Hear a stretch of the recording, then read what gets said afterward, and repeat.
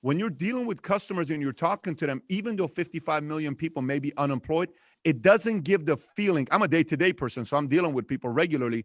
It doesn't give the same feeling of recession as an '08 or even slightly in an '01. It's very different language out there because people are financially not doing as bad as they did in '08 or '01. What do you think about that? Well, again, I don't look behind the keys.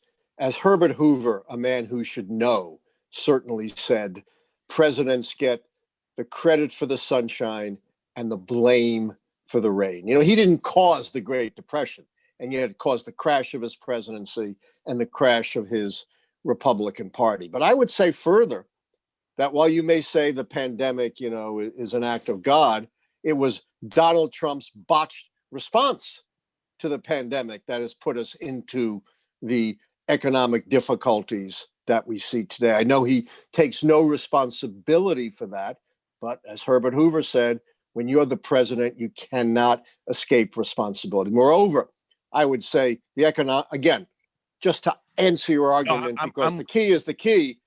This is much worse than most previous recessions, much worse than the George H.W. Bush recession of 1991-92, much worse than the 1960 recession that Richard Nixon had to face.